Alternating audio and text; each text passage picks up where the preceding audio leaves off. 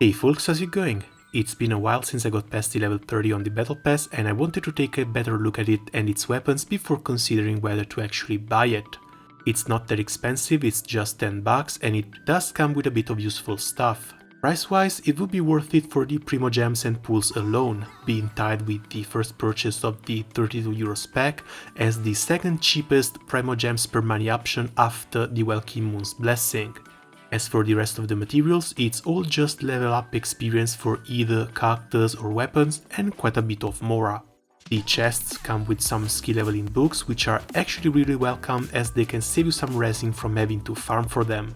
The level up materials might actually be a chance to branch out a little from simply focusing on 2 to 3 characters as well. So far I've been pouring most of my resources into MC, Xiangling and Lisa, with everyone else lagging behind at level 50, including Mona and Diluc, which are both fairly fresh. After being done with most of the current content though, the resource income has become really scarce and I don't really feel like wasting resin on Mora or XP ley lines since I'll be needing it for elites, weapon ascension materials, skill books and artifacts. I do plan to take my time farming for it all, but at this point I'm afraid I'll have to wait for either new events or the new region before having enough materials to actually diversify my team. Other than XP and Mora, you can also get to pick one of the crit rate weapons that currently seem to be exclusive to the Battle Pass. On one side, crit rate as a main stat is pretty great. 5-star artifacts can roll between 2.7 to 3.9% crit rate as a base substat, and then again with each upgrade, averaging on a 3.3% per roll. Since they can actually go up to plus 20, they gain 5 random substat roll upgrades, so it might not be unlikely to see 1 or 2 land on one substat. Artifacts with crit rate might be likely to end up between 6.6 and a 9.9% roll.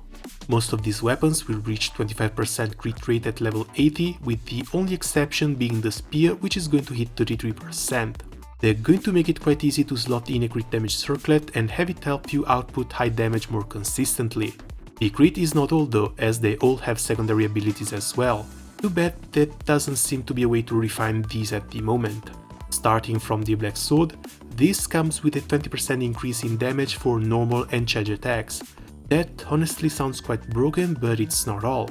Once every 5 seconds upon landing a critical hit, it will also heal the wielder for 60% of their attack, adding some self-sustain as well. I think this would be perfect on any sword user that wants to stay on the field and click a lot to deal damage, mainly GOMC, Jin and Keqing, as it should also work on elemental infused normal attacks. Next up is the Serpent Spine, a claymore that's going to grant the user a stackable 6% damage boost every 4 seconds they're on the field, going up to 5 stacks that do not reset when the character gets swapped out.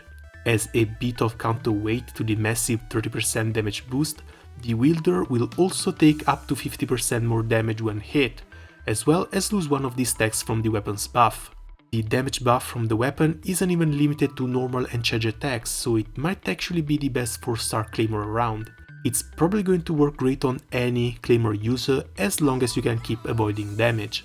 Moving on, we've got the Solar Pearl, a catalyst that's going to grant the user a 6 seconds 20% damage boost to elemental skill and burst after using a normal attack, and a 6 second 20% boost to normal attack damage after using an elemental skill or burst.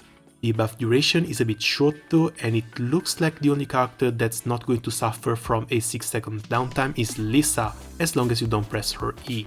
Other mages have at least a 12 seconds cooldown on their E, and I don't believe they're going to get their Q up in time to maintain this weapon's buff. Mages also have another easily accessible 4-star option in the Mappa Mare, bringing an elemental mastery main stat and granting an 8% going up to 16% and stacking twice elemental damage bonus upon creating an elemental reaction.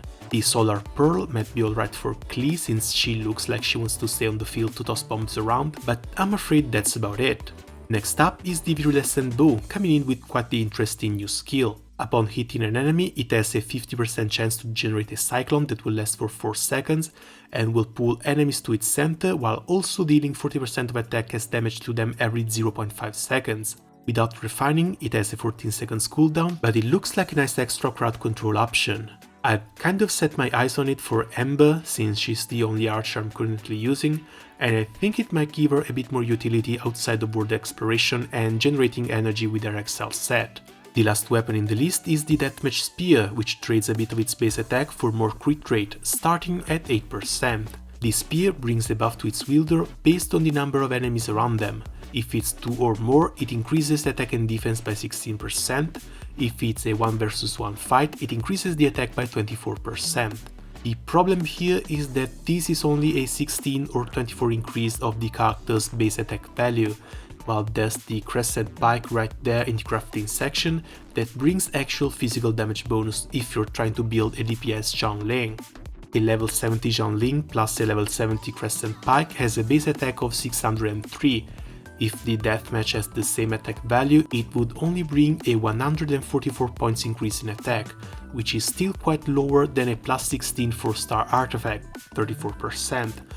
And it's very unlikely that it will translate into a 20 or higher % boost in damage.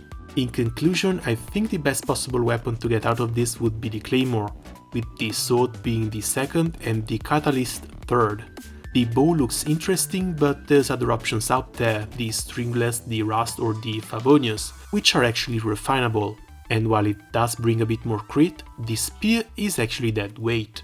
Since I'm only really planning to play with free-to-play friendly stuff, the weapon pick doesn't really matter much to me, and dumping materials into one of these actually has a small chance to hinder my progression. I guess I'll just go with the curiosity pick and try the Iridescent bow out for a while. And that's gonna be it from me for the moment. Let me know if you've already gotten your Battle Pass weapon and which one you've picked down in the comments. As always, thank you all for watching and see you around soon. Ciao!